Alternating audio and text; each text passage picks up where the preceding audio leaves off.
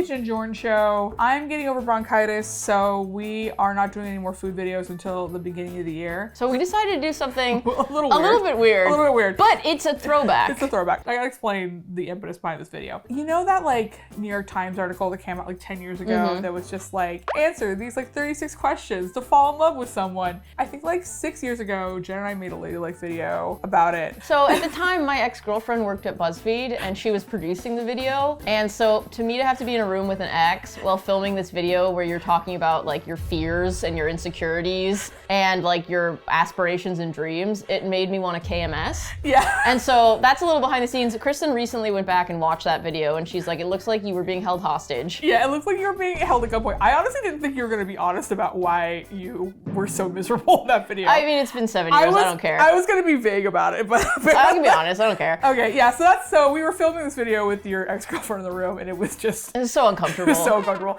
So we were thinking that video did somehow kind of well back then, so we thought it would be fun to revisit it and redo those questions now. We should just we're just gonna redo it. We're gonna do this like ask each other 36 questions to fall in love video just for fun, because lots of people do this. Are you ready to do this? Question one. Question one, all right. Given the choice of anyone in the world, who would you want as a dinner guest? This is gonna make me sound very local, but I think I would just like to take David Chase out to dinner, the creator of The Sopranos. He is, I think, towards the end of his life, and I think he's like kind of in his I'm really ambivalent about the work I made phase, and so I'd love to talk to him, and I'm really curious if he would see me as like the type of fan that is a problematic in the fan base, or as the type of person who just appreciates the art. Okay, so it's living or dead. My obvious choice is Anthony Bourdain. My saddest thing is that like I did not get to meet Tony before he died. Not that he would have wanted to meet me necessarily, but like I am sad that like probably one of my only life things where I'm like, oh, I'll never get to experience that. If we're talking about people who are alive,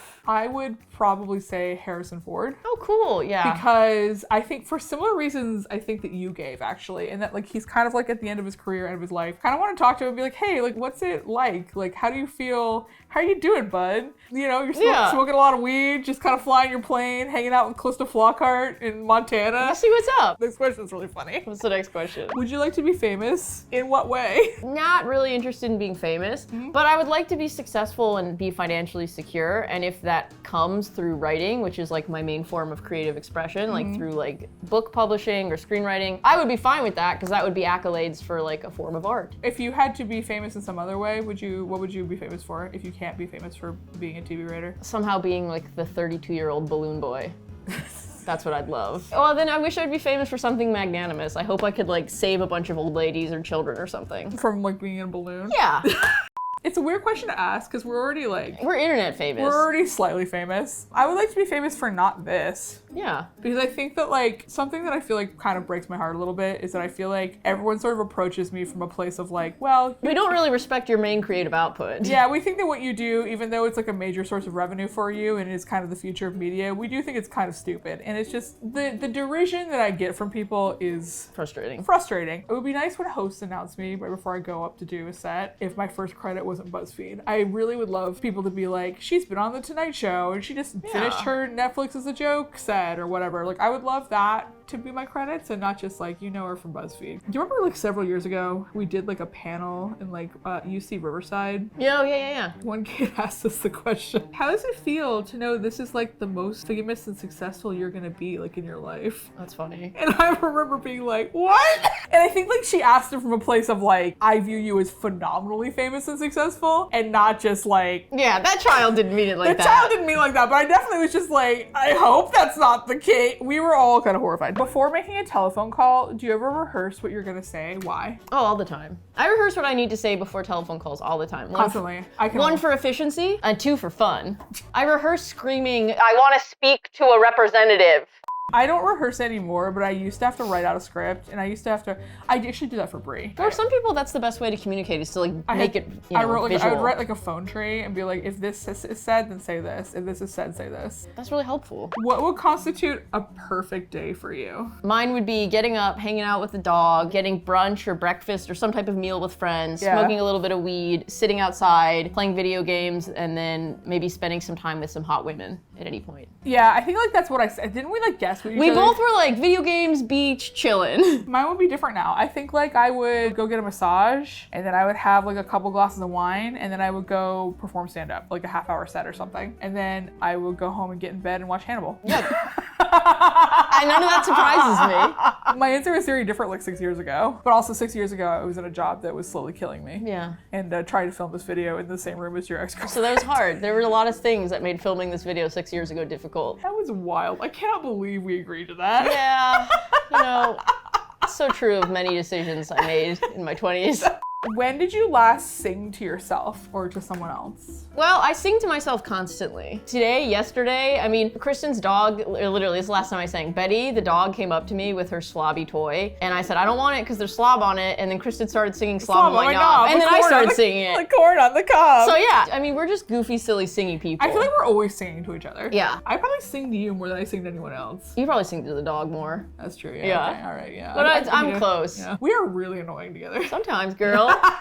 If you were able to live to the age of 90 and retain either the mind or body of a 30-year-old for the last 60 years of your life, what would you want? That's so easy for me. That's not even a question. I would want the mind. I would choose body because like I don't want the 90-year-old body of a 30-year-old mind. I don't want to be like really kind of not very smart, but in a body that also is old. Like wow. Oh, that's true. Okay, I'll take the body too. We both want body. Give us the body.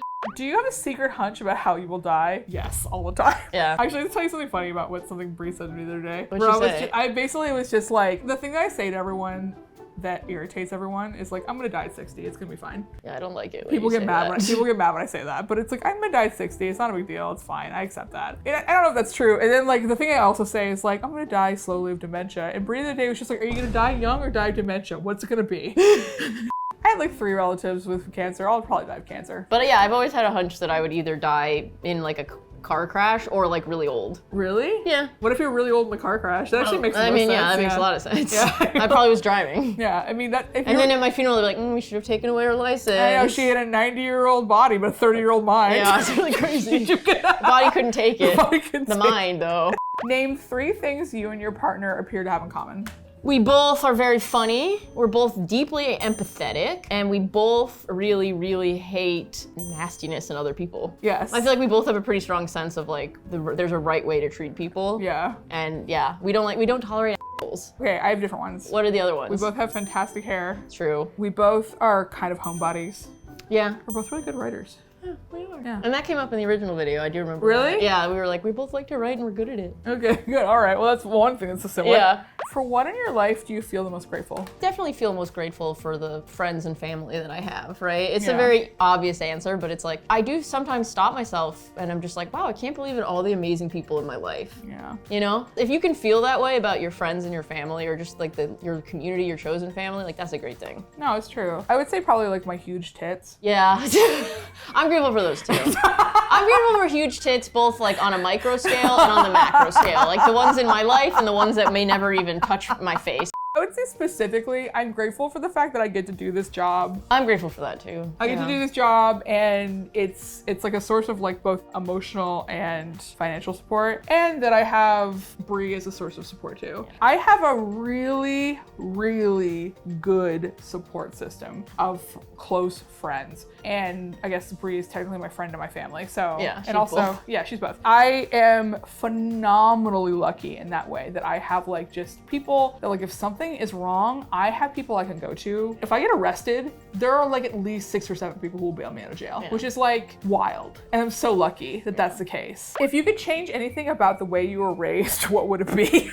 I wish I had been raised with more of an understanding that gay people existed. That's what I wish that had been just more prevalent in my upbringing. Yeah. Because I knew I was gay pretty young, but like I just didn't. I also normalized. didn't know. It wasn't normalized. It wasn't for you. normalized. Yeah. And hilariously, that is something that I was not missing. That's something that actually was present in my life, weirdly. Along with all the other terrible things. I would say, gosh, how can I boil it down? I wish your parents had healed themselves before having children. I wish that they could heal themselves at all. Yeah. Take 4 minutes and tell your partner your life story. No, we're gonna skip this because Chris and I know each other's life story. I was born in Illinois, and then I moved to Atlanta, and then I moved to Houston, and then I moved to Dallas, and then I moved to Chicago, and then I went to school in Bradley, and then I moved to London. I went to school in London, and then I started writing plays, and I started, being gay. I went to Northwestern for grad school, and I discovered I wanted to be a screenwriter. I was a bartender, and then I worked at Medieval Times sometime there, and then I moved out to LA. I tried to be a writer, and I realized it was really hard because no one really wanted to hire me as an assistant because I was a woman and fat and didn't know anyone. So I sort of flailed through my whole life, and I was a tutor for several years, and then I was an assistant to a dying woman, and then I started working at BuzzFeed, and then I lost my mind and I quit, and then we started this channel, and then after we started this channel, I decided to write a book, and then I started stand-up. I reconnected with my nativeness. My wife came out as trans, and then all those things sort of come together in sort of the art that I make now. Awesome. That's really good. Yeah. Mine is born gay, college gay, LA gay, BuzzFeed, kissed in, ladylike, and then where we are now. There's not much to it. If you could wake up tomorrow having gained any one quality or ability, what would it be? I would love the ability to speak another language fluently. Oh, that's a good one. Yeah, if I could wake up and just be fluent in Spanish or fluent in Japanese or something like that, that'd be great. I would love to be confident enough to go for all the things that I want and not just the things that I'm capable of getting. I would also like the ability to be gentler on myself. Yeah. I also would like that for you too. Yeah, I know. Yeah. If a crystal ball could tell you the truth about yourself, your life, the future, or anything else, what would you want to know? I would want to know if whether or not the choices I'm making right now are leading me towards the goals that I want to achieve. I'd want to know the same thing. I also would want to know, where am I going to get the balloon? If they could just answer that for me. Is there something that you've dreamed of doing for a long time? Why haven't you done it? I think for both of us, we want to make a drag video next year. Honestly, the thing that I've dreamed of doing for a really long time is the thing that we're gonna do next year. That isn't a drag video, it's a different thing. Some project we're working on. It's a project we're working on right now that debut next year. Honestly may already be announced by the time this video comes out, who knows. I think that's the one thing that I've wanted to do for a while. Listen, I remember back at BuzzFeed being like, it'd be cool if Jen and I had a channel, but Jen would never want to do that with me. Yeah, but here we are. I know, here we are. I can only think of silly things. I've never seen the Super Bloom. Every single thing that you want, you go for. I don't think I deny myself chances. Really? I mean, we can have notes on the way I go about it, but... Okay, next question. What is the greatest accomplishment of your life? Probably this channel. This is definitely one of them. I created a business with my friend that was able to support us for years. I would say our body of work in general. Yeah. I would say we sort of don't really think about the impact that our body of work has had on people. And I think that's actually one of the things I really like about touring is that it's kind of allowed me to sort of talk to people and be like, oh, our body of work actually has meaningful. It's meaningful to people. Yeah. And it's even though sometimes when I'm really depressed, I'm just well, if I died today, do I think that I've made a good impact on the world? And it's yeah, I think so. I feel like people would be net positive. I'm a net positive. 100%. What do you value most in a friendship? People who can understand things about myself that I struggle to understand. Because I think that I work really hard to be sort of self-reflective. And if someone can kind of see insights about me, if I cannot necessarily see them, I value that significantly because it's oh, that's a mirror that I would not otherwise have. Yeah. I think for me, I really value patience in friends. I think that's a really low-key important quality to have in all your relationships. Yeah. And friendships just require so much of it. What is your most treasured memory? You know, honestly, super f***ed up. My literal most treasured memory. I don't even think it's the most important thing that's ever happened to me, but it's definitely the moment where I feel I felt the most unbridled joy in my entire life. When I won this. When you won it? When I won this. I used to do speech team. Still is the case, but Bradley University is the most decorated extracurricular team ever in the history of speech and college. They've won more national championships than any other team of anything ever. They kind of loomed very large in my life. And I went there because I was trying to win a scholarship. A lot of people did not want me to win that scholarship. I was sort of an outsider. And I went and I won. In speech team, teams win trophies too. Teams can win sweepstakes trophies for the teams that perform the best at a tournament. And I, by myself, went to this tournament and I performed well enough as a person by myself that I won a sweepstakes trophy by myself. You won a team trophy. I won a team trophy. A singular person. But that's a testament to how good you were at speech. As a singular person. Better things have happened to me since then. Yeah. I've done stand-up. I got married. I've had nice vacations. I've had friendships. I met baby elephants. But I don't think there's a single moment in my life where I felt more fulfilled and happy than when this was put into my hands. I'm very lucky that I have a lot of really strong, treasured memories from childhood with my grandparents and cousins, and I think that's probably just like honestly a Sunday dinner at my grandparents' place is probably one of my most treasured memories. What is your most terrible memory? I'll say like one of my most embarrassing ones was pissing the bed at a sleepover when I was like 8. Oh, that sucks. Yeah, that was bad. That's not good. Here's the thing about that question. A lot of things that would be bad memories for me, I have blocked out. So they're technically not terrible memories because I don't have them anymore. If we're talking about stuff that I remember. Would it be the plane? I would say the plane. Yeah. Being on a plane that was emergency landed while being in horrific pain and not knowing if I was dying. That wasn't good. That was pretty bad. If you knew that in 1 year you would die suddenly, would you change anything about the way you are now living? Of course. Yeah, absolutely. That would be like blow all the money you have, go travel. Honestly, I'd probably make Brie quit her job for like a year. And then like we'd go tour. What does friendship mean to you? I would say friendship means like someone who is a consistent through line in your life, who you can return to when you need sustenance, and for whom they can return to you when they need sustenance. I think we have we are close friends, so that's probably why we have similar views on friendship. Yeah, because we are extraordinarily close people. I think it's funny whenever people are like, are you guys actually friends? And it's like, yeah, this wouldn't have gone on for so long. Yeah, I mean, she wouldn't have let me into her house this many times. So many times. I mean, like, it just, I can't tell you how many times Jen has been at my house. Yeah. What roles do love and affection play in your life? I'm a very affectionate person. I'm a very loving person. I am an avoidant attachment person. I just feel like we're both pretty expressive with the people we care about. We are, yeah. But I am avoidant. I am definitely someone, I like to chase people, and I do not, when people chase me, I'm kind of like, I love things I can't have. We all love things we can't have. Maybe not as much as you. But I love things I can't have a little bit more than I should. But as soon as I have them, I don't really want them. So did I really want them in the first place?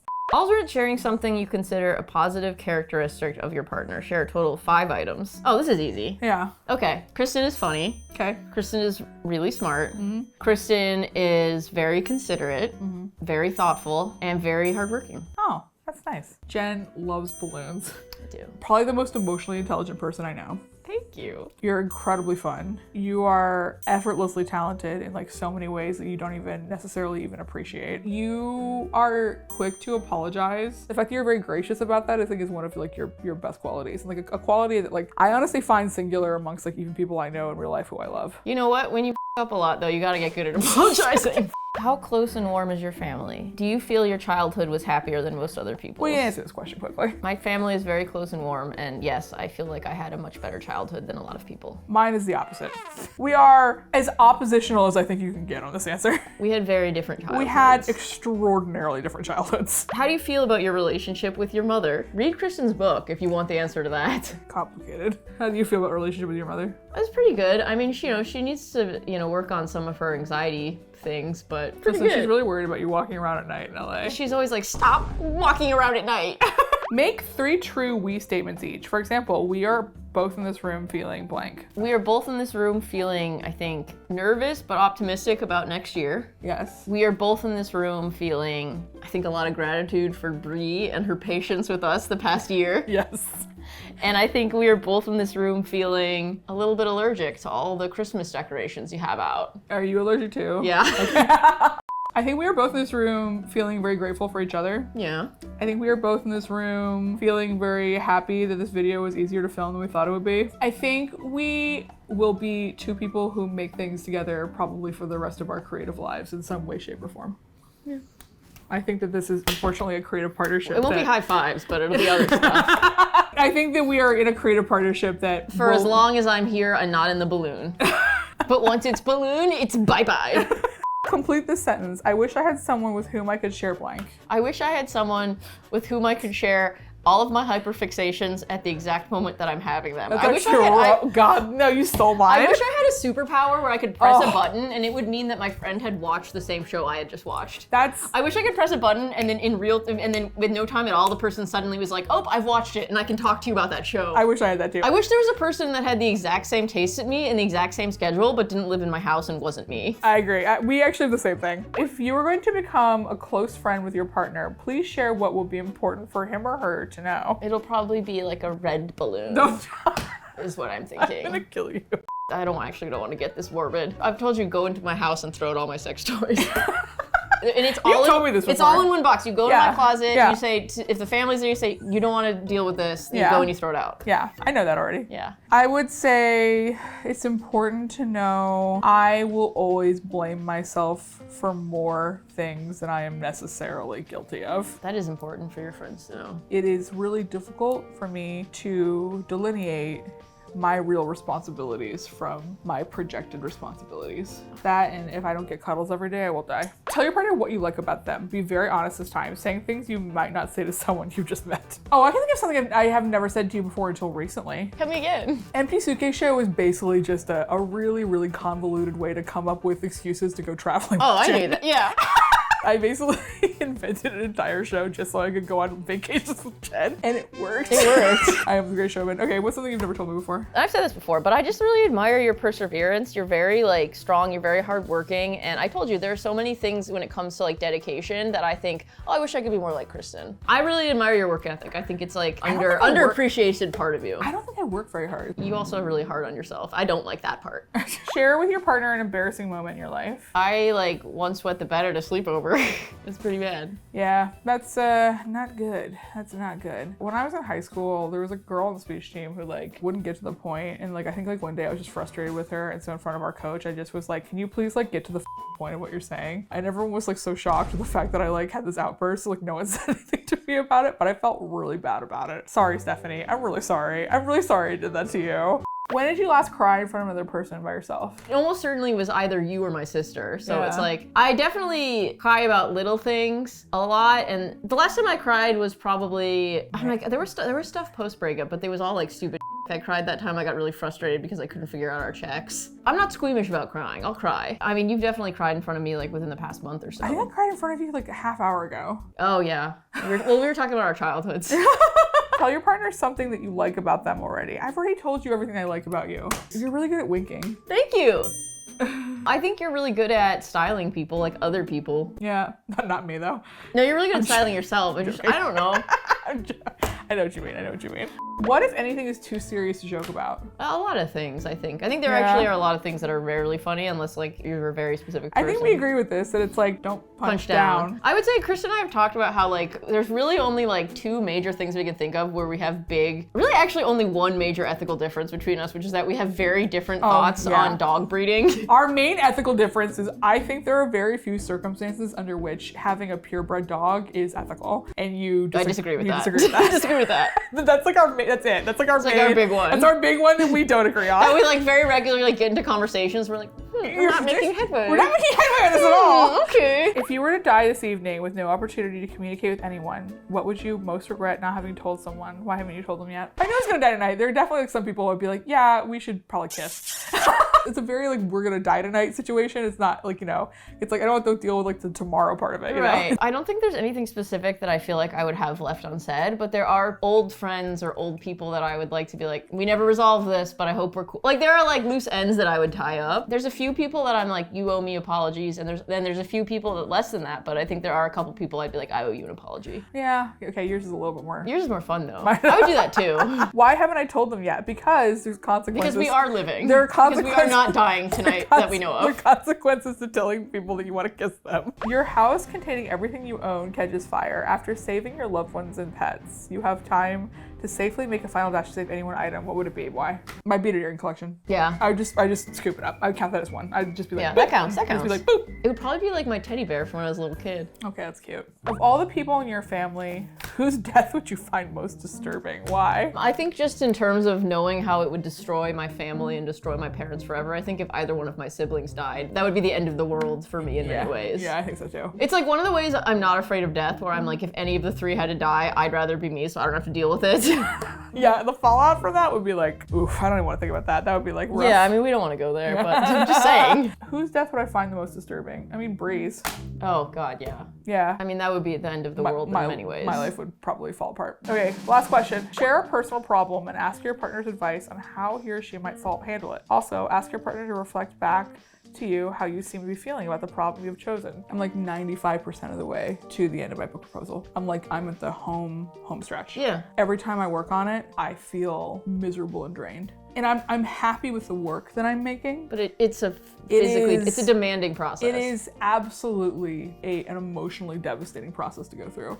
And it means that I'm kind of really dragging my feet on this last like 5%. And I don't really know how to get there while not like continuously devastating myself. You're like, I don't know. I mean, go get in a balloon and fly away. My answer to that is kind of tied to the stopping so hard on yourself, which is like, it's okay if things take a little bit longer so that you don't go crazy doing something really hard. I guess that makes sense. You know? Because in my mind, it's like, no, I gotta get this done because like if I want to adapt it into a mini series for Hulu, like, you know, it's like I gotta chop, you know? You will get it done though. I know. You've gotten so much done. No, you're right. I think like I'm a little too hard on myself and I'm a little bit too. Yeah, like that book takes a lot out of you. It's emotional. Like you need to give yourself some like aftercare after the writing sessions, and I think that's fine. Yeah. Okay, what's the problem you have? I don't know, just my general inability to keep a schedule. Listen, many people have tried to solve this, okay? I do think I've gotten a lot better, but I've gotten a lot better. I mean, this is another problem, right? I'm stressed out because we're shooting this video and I have to get on a flight after this. Like, it's like, why do I do this to myself? Well, you didn't do this to yourself. I was sick. Oh, that's right, this isn't on me. Yeah. Well, it's not on you either. So there's no way this could have been avoided, actually. No. So in a way, okay, I'm perfect then. You coming over most days, I think, is like allowed us. It's very stabilizing. It's very stabilizing. It's allowed us. We get a lot done. We get a lot done. It's allowed us to regulate ourselves because it gives us like a person that we see every single day. We're just the best. I guess like what all this to say is start a business with your best friend. Yeah, it's honestly like, wow, God, we got so lucky. Yeah. I mean, here's the thing about these questions. Like, I already love you so much. I didn't need those questions. I knew it. I know. But like, here's the thing. It's fun to like go through and be like, oh yeah, like, cause like even your perception of yourself is similar to my perception of you, and your perception of me is similar to my perception of me, and that's kind of cool. I feel like we do really see each other. It is like nice to feel like, obviously I feel like I know you, but it's nice to hear that you think I know you too. Of course. That's it. Happy New Year. Happy belated holiday. We post new videos every Friday at 12 p.m. Pacific time. Check us out. Whether you like it or not. And subscribe. I'm gonna stand up. There's links, okay? There's links, okay? Go to links. Go to links. Go buy tickets, please. Okay. Love you. Love you. Bye. Goodbye.